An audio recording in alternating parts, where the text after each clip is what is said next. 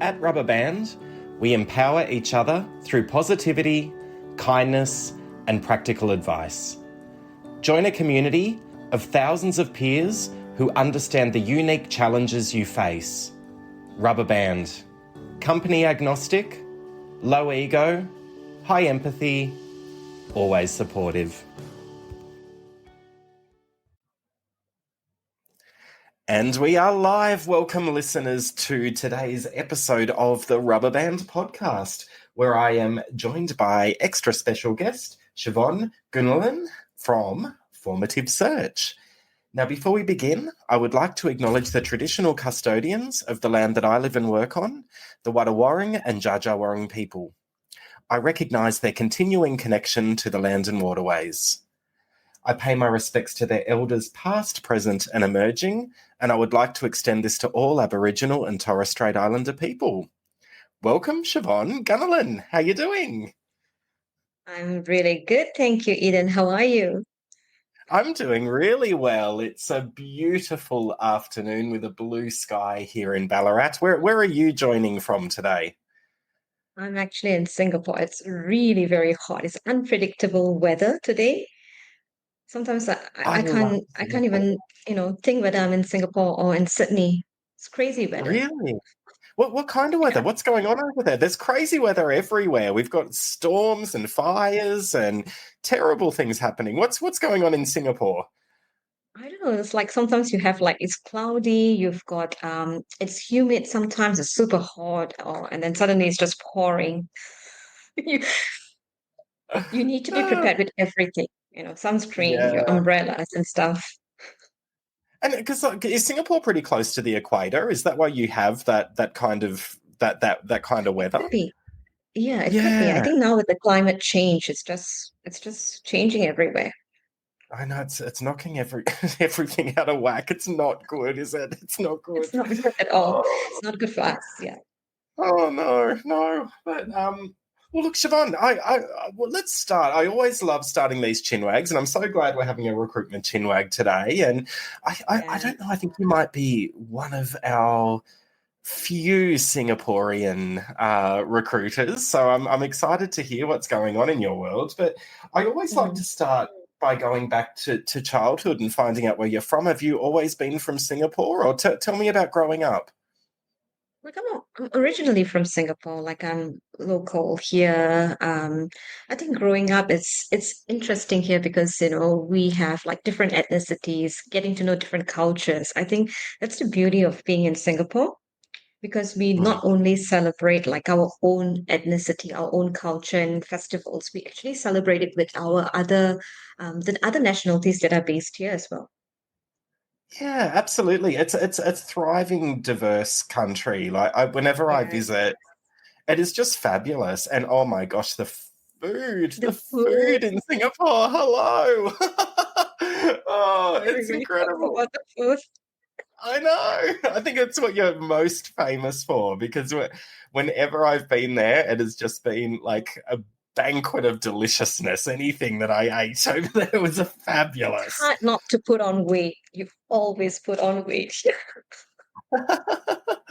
Well, tell me about growing up in Singapore. What did you think you were going to do in terms of career? Like, when you were, maybe teenage Savon, what were you thinking about, where your career might take you? To be honest, right, I actually thought I'll be a TV anchor. Like I loved reading. I was even during my childhood days, I would have all these articles that I'll print out and I'll be reading it like, as I'm doing the news.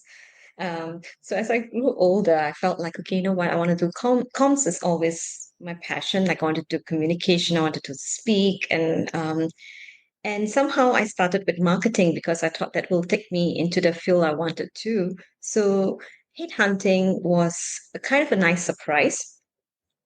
Uh, didn't really know what I was getting into. Mm. But it was really interesting though when I first started with my first search firm. Oh, I love it. And what was your very first job? Like, did you go to university and work casually, or did you go straight into the professional workforce? What was your very first foray into working life? So I think after that, I was, oh my God, it's like typical here, right? Like you start off with telemarketing. Telemarketing jobs were the thing that you get started. So I finished it. I did a like a telemarketing like a job, So I was doing that for 6 months. It was so mundane. It was so painful, but it was a good exposure. And then I actually, because of that experience, I went into a company, an IT company doing telemarketing. So they got me Uh-huh. in for my cold calling and all that. So I went there, I was doing that. And then I decided to expand the thing because, like, by nature, I feel like I need to get excited about different projects. So I said, okay, you know what? I'm going to do marketing. I'm going to do this. And we expanded the scope a bit. Yeah. So just gradually, that's how I developed into different things. Do you reflect on your telemarketing experience early in your career and what that experience has given you as a recruiter? Do you ever think about that? And yeah, and if you haven't, tell me. Like, yeah, do you think it's given you a skill set that you still tap into today? Yes, definitely, for sure. Because, when we started telemarketing, like, you always have to have that energy, the high energy to talk to people. People, at the end of the day, you don't want to hear a monotonous tone. Like we get it sometimes, right? It's how you come across over the phone. And also it helps you to be able to be think on your feet to handle objections. Because Mm. you have to pitch and you have to make an impact in less than like a what? 5 minutes, for example. That's all sometimes a person gives you. That's right. That's right. And like we're on the phone all the time. So I can imagine even just the experience in terms of talking to people from all different backgrounds and with different motivations and in different stages of their life as a 24/7 kind of role early in your Mhm. career, that would help with that, right? Yeah, that's definitely helped a lot. I think I feel like over the years, I've been like I've gotten those kind of calls, and I always think to myself, what makes it easier? Like if I pick up a call and I hear that the other party is a little bit like tense or they seem to be like rushed for time, I just ask them, can I catch you at another time? Because Mm. it makes it easier rather than get turned down immediately. It's so true. And do you know what? I had a telemarketing call. Tell you a bit of a personal story. I had a All right. telemarketing call this week, just randomly. And look, I always try and hear everyone out, unless I can tell it's a scam call, right? But if it feels legitimate, I'll always, give that person at least a few minutes Yeah. of my time. And this Mm. was something I wasn't interested in, and I politely said, thank you so much, and I appreciate you calling. And he actually found me on LinkedIn and sent me a follow up message and thanked me for my kindness because he said no one had been kind to him that day.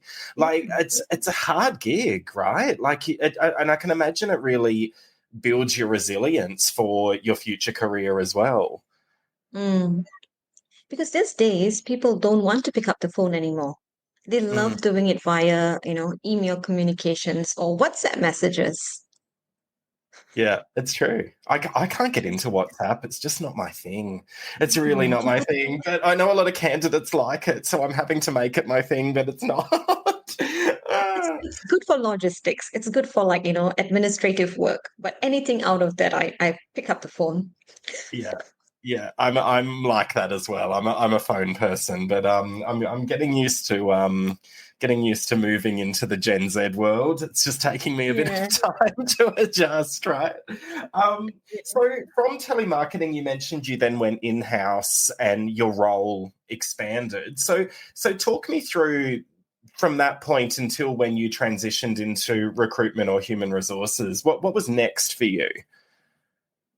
I think I had like it was a very new boutique firm that was opening up, and I think that was the first time I joined into executive search. So it was very different in those days, headhunting. Like we don't have LinkedIn Recruiter, so we have to actually go out there and really find a person. And I felt like it was quite exciting though, because it was something challenging. I like new challenges. I like to go and find things that people, they say like you can't do it. I want to do that. So when I actually got that, I went for the interviews. I did everything, and I said, okay, you know what? Let's start it. And I had to learn. I had to take the initiative to really learn like the market. Like everything was new to me, but I began to really enjoy it. That was my first role in recruitment.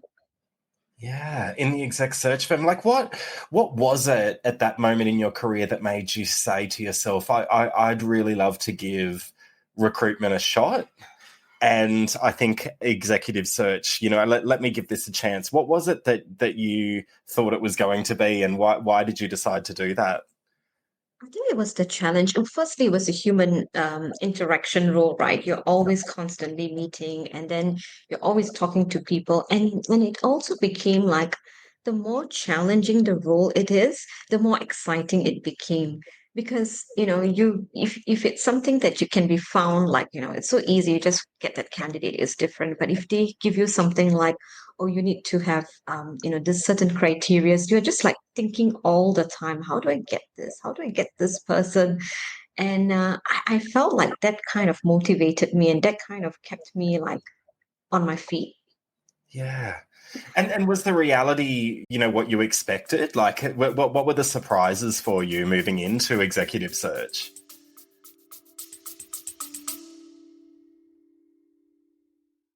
If you're a podcast host or someone wanting to be interviewed on podcasts as a guest, visit podmatch.com.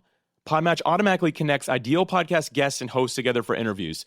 We always say it works just like a dating app, but instead of connecting you for dates, it connects you for podcast interviews. Podmatch has connected over 85,000 guests and hosts together for interviews that listeners love, all while saving you countless hours of administrative work through built-in automations. If you're ready to level up your podcast interviews on either side of the mic, start today by visiting podmatch.com. I think there wasn't much of a surprise though. I didn't really feel like because it felt like I liked research. I liked like marketing and all that. So it just felt very similar. I just had to change it a little bit. I kind of have to change it like, now instead of marketing for a product, I'm marketing for a role. Mm. I'm building the interaction. So I began to actually utilize all the experiences I had gained and kind of like tweaked it into that role. Mhm. It's so true because I think we need to, and we talk about this a lot, right? We have to think like marketers these days. Like that is a core skill set for a successful recruiter because there's so much noise out there, and people can look for roles themselves. They can partner with anyone. You've got to tap into it. And you've got to use that creative mindset in order to engage with candidates these days. And I can imagine for you as well, engaging with organizations that you want to partner with is so how do you Mm. use those skills in marketing and comms? Tell me about your process, or some of your successes in using your marketing experience. I think the success will always be like, trying to identify the person and trying to get them to commit because I really like to talk to passive people, like passive candidates. It's just that it's easier and it's also if the best ones are always not looking. It's always like that, right? The good ones are never looking. They're always on the roll already, or they get taken up so quickly. And they're happy where they are. I think the challenge is really trying to see, like, okay, if there's no push factor, you're very comfortable where you are at. What's the next for you? And that involves marketing, that involves a lot of communication, that involves understanding them as a candidate. So I always tell them that it's not about the resume, it's not about the paper, it's about who you are as a person. Yeah, You have to that's take the right. full package as it is. Yeah, but how do you do that? That's my question, because that's exactly right. Like you're talking about, what we need to do, but can you give us some tips and advice in terms of how to go about getting that personal connection? I think it's being real. I feel like it's being real. People can, sense that you are out with talking to them without an agenda. So when I have a call with them and I tell them, okay, this is for a brief introduction, I talk to them about it, but it's all about not about my agenda. Like, what do I want to achieve?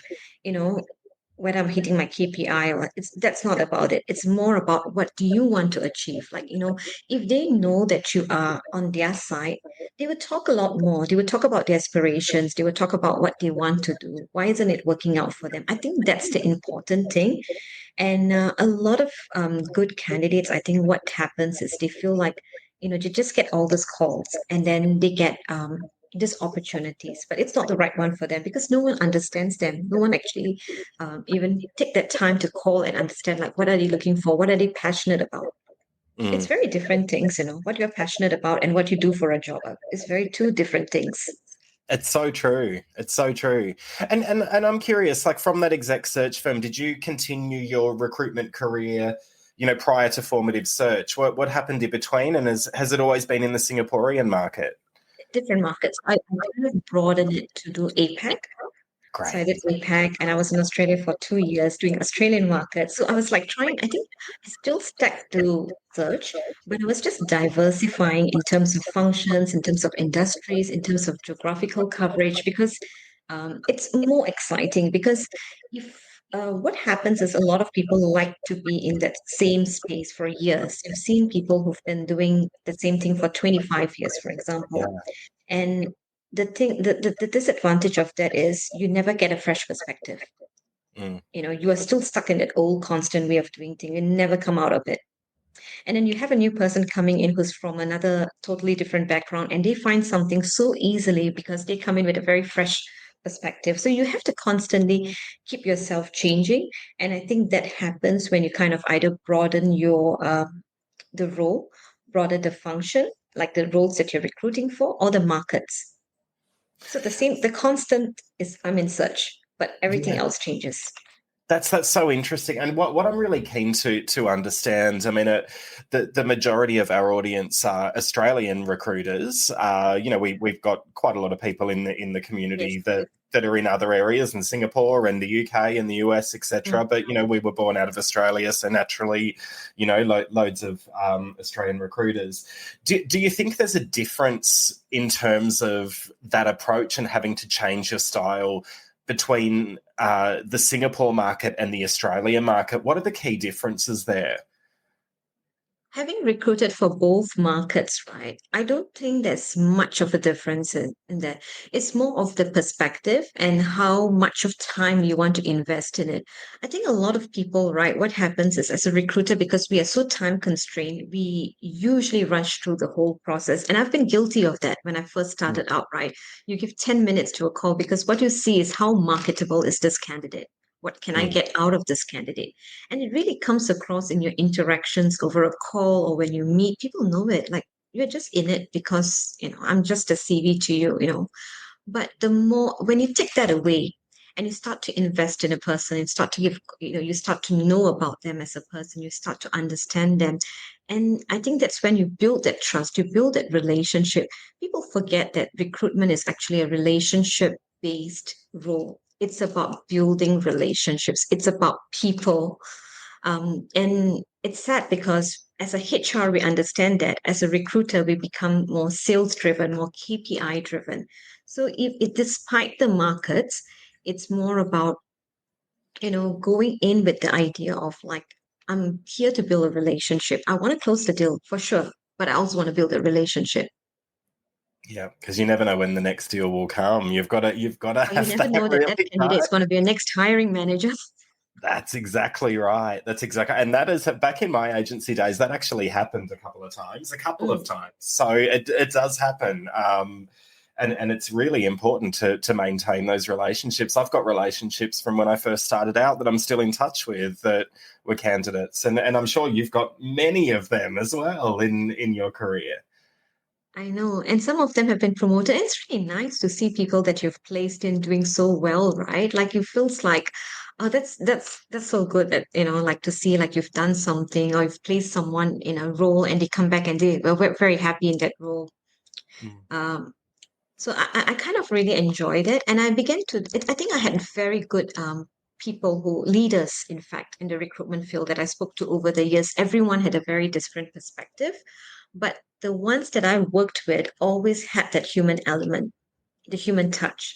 And they kind of told me things like, and I remember this clearly, they said, like, always remember when you move a candidate from one role to another, it's their rice bowl. Be very sure of what you're doing. So that caught me thinking, I had to make sure, like, I'm just not closing the deal. I must make sure that that candidate is going into a role where he's happy and and it's helping to build his career. So it's changed the whole perspective. It's not about I'm just going to go in, close the deal, and done. You're not going to hear from me until the next couple of years. It's so true. It's so important. It's so important. It's the, I think recruiters can at times forget about what happens after you close the deal, and you can, especially when you've got a lot of volume on your desk, you can forget about Yeah. the human side of when that person walks in the door, or Mm, fires up their laptop on that very first day, and what happens mm. from there. It's interesting, right? Because like now we have a face-to-face conversation, or when we talk over the phone, when you talk to a person, it's very different from seeing a person face-to-face. It's very easy to have a connection. And it's very Mm, easy to tell, even like, I feel like I pick up red flags very quickly when I talk to a person on face-to-face. mm, mm. It is. It Yeah. is. It's so different. So you've had an amazing career, and before we go into formative search, I've just got a couple of questions I want to ask you. And I know that there's such a passion here for our industry with you, Siobhan, and Yeah. you've had Yeah. such an interesting career. What are you most passionate about in terms of the recruitment industry? I think I'm most passionate about getting the right candidates. Like I like networking, I like to build relationships, and I've also enjoyed consulting. So helping people to find good roles, helping them to kind of profile themselves. Um, I think I enjoyed it, and that's satisfying when you finally place them in a role, you Isn't know. it? That's really satisfying, especially if it's a hard role. If it's a hard gig and you place someone there, that's very satisfying. It's why we do what we do, right? Yes. I think it's why we got in there. We get into this industry because we want to help people and we want to see people thrive. And I think it's really important that we don't lose sight of those early motivations. Like, do you think that's why you moved into recruitment? Yeah, I think that's kept me going because a lot of people feel like I hear people who say I'm tired, I'm burnt out, and that's because you're not passionate about that. You and don't enjoy that. You get drained when you talk to people or meet people, and you can't you know afford to have that in our industry. We're talking all the time, practically talk every time. Like I feel like I've used up all my words in one day. Yeah, you do, don't you? You do. And Yeah. and it's also like how do you manage, because this resilience thing, and we talked about that with your telemarketing career and how you've been able to use those skills that you learned earlier in your career. Like, as a recruiter, how do you avoid that burnout? Because you're right, you're talking and you're using all of your words all day, but you're also on you're stretching your emotions from elation to complete disappointment, or frustration, back and forward all day long as well. And that in itself is really exhausting. Like, do you have any, methods of, you've got such a wonderful calm nature and you're in control. How do you maintain that? Because I know a lot of recruiters struggle with the emotions of being a consultant. I think I got my peace. Like I get my I don't let things affect me. Like I think and I've learned that like I've learned to establish my boundaries very well. So I don't let things affect me. And if just say for that day something goes wrong, like we all have that. We've been working on a role, nothing works, we don't have the right candidates and all that. It's just a day. So I move on. Like I take the day off, I go and chill over a glass of wine or something. You start the next day brand new. You don't keep ho- having that backlog. And I don't talk about it anymore because one of the things I realize is when you have something negative and you have a disappointment, you have like a fallout, people keep constantly talking about it like, oh, I mean, I'm not getting candidates or I am not going to get this result. I'm not going to hit my KPIs. What happens? You end up getting that Mm, because you keep on repeating the same thing over and over again. What's positive about it? But I think changing that aspect, so I do that often. Like I got that I'm very careful with what I speak. um at the same time, I think I also like kind of like what do you call that? Like my focus is not on my role. I love my role. I'm very, very happy with what I do. I'm passionate about that. But I have to also put in my creative side in other ways. So I feel more fulfilled. So I write, I read, I do podcasts as well. So I do things that I enjoy, volunteer work. So I feel like I am I'm quite a well-rounded, well-balanced person. Like some people do fitness, right? So it's something like that. Yeah, and same. I use creativity. Creativity Yeah. gets me through. I'm Yeah. exactly the same. I'm a florist by trade, so if I'm feeling overwhelmed or exhausted, or if I've got those emotions in my head, like you just described, Yeah. then rather Yeah. than dwelling on them and talking about them, I'll go and I'll play around with some flowers. I'll cut them from the garden, and Exactly. that it switches your mind. It really does. I think creativity is cleansing. Is that what you feel as well? It is. It does. It really helps. And I think, there's also this thing, right? Like I wrote an article once and I said, like, who do you allow to sit in your table? And that's so important. Who do you associate with? If you want to be a winner, you associate with winners. If you don't want to, and you're always with people who have very negative energy, they're always talking bad, they always think that nothing good happens to them. You will be caught up in that. Mm. And what do you think, Siobhan, have been the biggest lessons you've learned in the course of your career? Mm. I've learned quite a fair bit of lessons, I think. I think I've I know. learned, I've learned, I think I've learned to respect people. I've learned to, appreciate what people do. And I've actually, I've learned to like not know that I know it all. I've learned to listen more. I have learned to appreciate people for the work they do, even if it's, if they're a junior staff or, senior person, I treat them the same way. I Mm. think I've learned that, sometimes, you come across like, oh, you are over them. And that's actually kind of not worked in my favor. It's at my disadvantage. And I want to congratulate you, Siobhan. Like this year, you've launched Formative Search, and congratulations. Was it this year or was that last year? I can't remember. It was February 24 or 25. Yes, so I work with them. Oh, I you work work with them. Oh, I great. work with Well, so you've joined the team at Formative Search. So tell me about Formative Search. Tell me all about that. And launch is okay. You've launched your career with Formative Search. There we go. I've rephrased that. Yes, yes, correct. So I launched, and it was interesting because I wanted to try legal for a long time. So this was the opportunity to do legal recruiting. Ah. So we are doing, so we launched something new, which is basically legal consulting. So we're doing contracting actually. Oh, And I think wow. that's very exciting. That's exciting. It's a new space. You get to do you get to meet all this the lawyers. We get to talk about it. That there's so much diversity. There's so much of things to learn.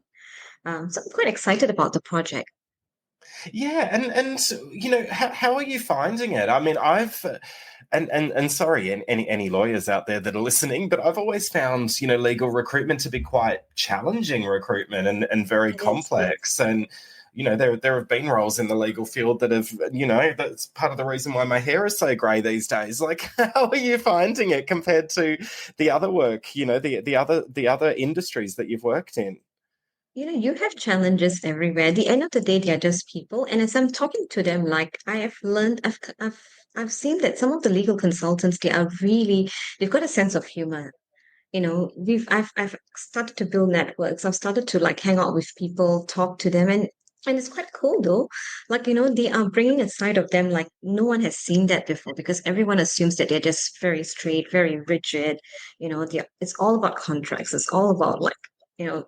But that's not all of them. So you have to really get to understand them, talk in their lingo, what excites them. Yeah. Yeah, absolutely. And we're all humans, right? We need to Yeah, remember. it's at the end of the day, we are like, it's I think people put on a facade when you go to work. You've got this mask on, like, I am, yeah, by trade, this is what I am, but that doesn't mean that they don't have a creative side in them or they don't have something else, you know, that they enjoy doing. It's just a job at the end of the day. It is, absolutely. Well, we're coming to the end of our wonderful Chinwag, and I've so enjoyed catching up with you. What would be your final piece of advice for our audience? So, anyone that perhaps is a recruitment consultant or anyone that's listening that's thinking, I might give recruitment a go, I might try this industry, what would your final piece of advice be? I think they need to enjoy talking to people. They need to remember that it's all about the people, having good communications, being engaging and being consistent. You have to be really consistent in what you do. Um, and I think that's more important. And yeah, have a hunger for the role. Have a hunger for what you do. I think that's more important. Don't think about the numbers only. A lot of people coming in saying that, oh, I'm going to earn big bucks. That's why I'm going to go into recruitment. That's secondary. That will come when you're passionate about your role. Absolutely. And any role, right? Like it's And all about yes, it's all about what fills your cup and what you're passionate about. And if you're passionate about people, recruitment is the industry for you. I couldn't agree more, Shivon. yes, exactly. Exactly. Oh, look, thank you so much for joining me today. It's been an absolute pleasure. Hopefully the weather is less crazy for you over the weekend, but it has been an absolute delight catching up with you. I really appreciate you taking the time and look forward to hearing how the career goes with Formative Search. Congratulations on the launch of the new legal recruitment career, and we'll catch up really soon. Thanks, Eden, for your time. Take care. Take care.